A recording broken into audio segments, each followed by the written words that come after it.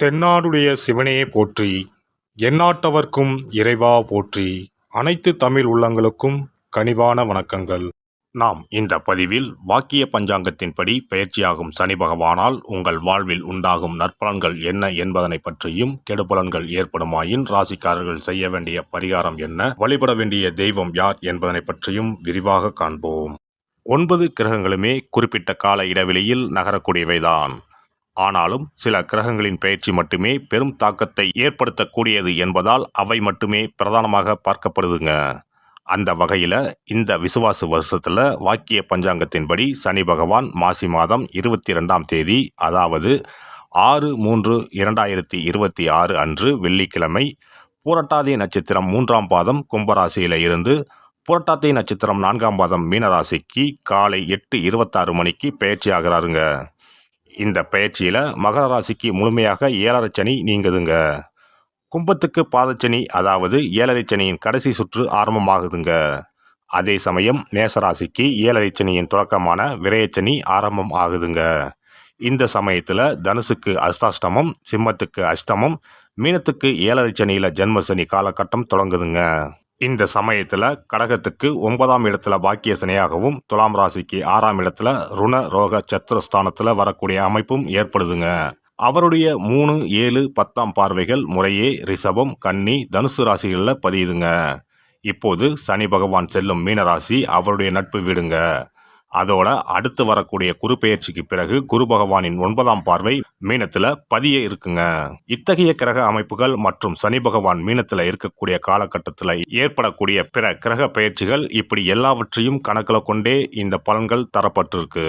எந்த சமயத்திலும் நிதானம் தவறாமல் இருப்பது, நேர்மை, நியாயத்தை கடைபிடிப்பது, பெற்றோர் பெரியோரை மதிப்பது, இயற்கையை பேணி காப்பது, அவரவர் குல முறைப்படியான தெய்வ வழிபாடுகளை செய்வது, இதெல்லாம் எல்லோருக்குமே பொதுவான பரிகாரங்கள் ஆகும்.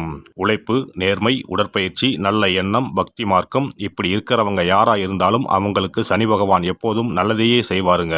நடைபெறும் இந்த சனி பயிற்சியில் உங்கள் வாழ்வில் வளமும் நலமும் செல்வ செழிப்பும் பெற்று வாழ்வில் உயரிய நிலையை அடைய எல்லாம் வல்ல எம்பெருமானை வேண்டி விரும்பி கேட்டுக்கொள்கிறேன். மீனராசி அன்பர்களே, சனி பகவான் உங்கள் ராசிக்கு 11ஆம் இடத்திற்கும் 12ஆம் இடத்திற்கும் உரியவர். அவர் இப்போதைய பயிற்சியில் 12ஆம் இடத்தில் இருந்து உங்கள் ஜென்ம ராசியான மீனத்திற்கே வருகிறார். இது 7.5 சனியில் ஜென்மசனி காலகட்டம். இதனால் உங்களுக்கு சங்கடங்கள் மட்டுமே வரும்னு நினைக்க வேண்டாம். பொறுமையும் பொறுப்புணர்வும் இருந்தால் சனியால பாதிப்புகள் எதுவும் வராது. அலுவலகத்தில் உங்கள் திறமை உணரப்படும். அதே சமயம் தான் உண்டு தன் வேலை உண்டு என்று இருக்கிறதுனால எல்லாம் நன்மையாக நடக்கும். எல்லாம் தெரியும்னு நினைக்கிறது கூடவே கூடாதுங்க. எதையும் ஒரு முறைக்கு இருமுறை யோசித்தும் திட்டமிட்டும் செய்தீங்கன்னா உங்கள் உயர்வுக்கு உத்தரவாதம் கிடைக்கும். மறந்தும் பிறரை மட்டம் தட்டி பேச வேண்டாம். வீட்டில் ஒற்றுமை இடம் பிடிக்கும். விட்டு கொடுத்து போனால் விசேஷங்கள் வர ஆரம்பிக்கும். வாழ்க்கை துணையாலும் வாரிசுகளாலும் வசந்தம் பூக்கும். வாரிசுகள் வாழ்க்கையில் எதிர்பார்த்த பெருமைகள் கெட்டும். அதே சமயம் அவங்க நட்புல தவறான சகவாசம் தெரிஞ்சா அன்பால திருத்துங்க. வீடு மனை யோகம் வந்தால் பத்திரங்களை முழுமையாக படித்து பாருங்கள். செய்யும் தொழிலில் சீரான வளர்ச்சி ஏற்படும். பங்கு வர்த்தகத்தில் நிதானம் ரொம்பவே முக்கியம். அரசியல் துறையினர் வேண்டாத அலட்டலை உதறினாலே வேண்டியதெல்லாம் தானாக தேடி வரும். உழைப்பிற்கும் திட்டமிடலுக்கும் பரிசாக படிப்படியாக ஏற்றமும் மாற்றமும் ஏற்படும். பெண்கள் தன்னம்பிக்கையோடு செயல்பட்டால் கஷ்டங்கள் விலகி இஷ்டங்கள் ஈடேறும். குடும்பத்து உறவுகளின் ஆலோசனைகளை அலட்சியப்படுத்தாமல் கேட்கிறது நல்லது. சுபகாரியங்கள் தடை நீங்க மனம் விட்டு பேசுங்கள். வாரிசுகள் உடல்நலத்தில் கவனம் செலுத்துங்கள். கலை படைப்பு துறையினருக்கு சீரான வளர்ச்சி ஏற்படும். சின்ன சின்ன வாய்ப்பாக இருந்தாலும் சின்சியராக செயல்பட்டால் உங்கள் முயற்சிகள் எல்லாம் பாராட்டப்படும்.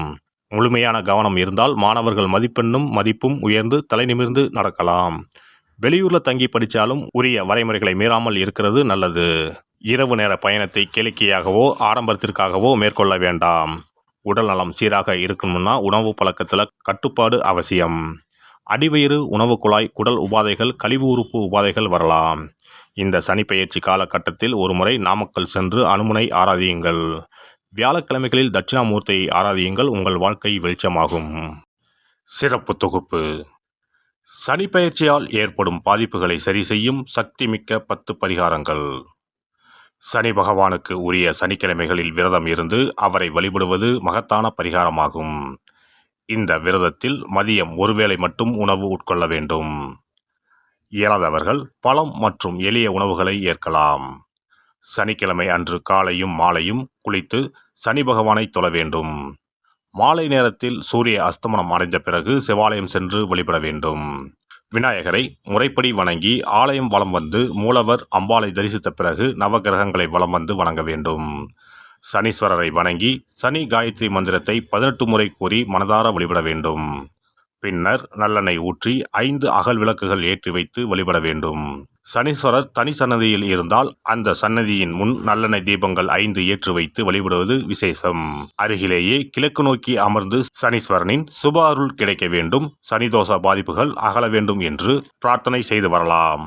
இயன்றவர்கள் அன்றைய தினம் மாற்றுத்திறனாளிகளுக்கு அன்னதானம் வழங்குவது விசேஷம். சங்கடகர சதுர்த்தி தினத்தில் விநாயகருக்கு 8 சிதறு தேங்காய்களை உடைத்து நெய் தீபம் ஏற்றி அர்ச்சனை செய்து வழிபட்டால் சனியின் பாதிப்புகள் குறையும்.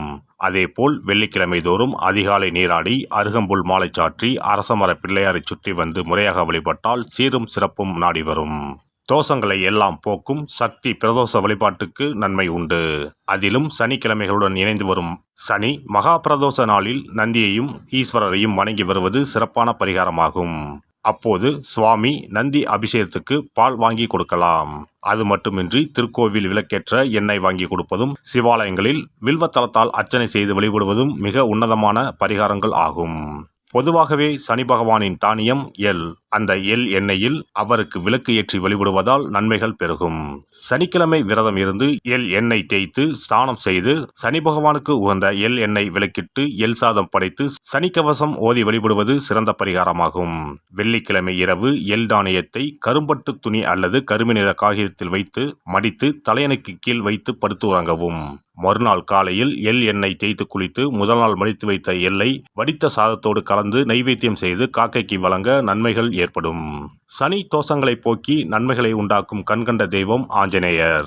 ஆகவே இயன்ற போதெல்லாம் அனுமனுக்கு வரைமாலை சாத்தி துளசி மாலை அணிவித்து வெண்ணெய் அர்ப்பணித்து வழிபட்டு வந்தால் சனிதோஷ பாதிப்புகள் நீங்கும்.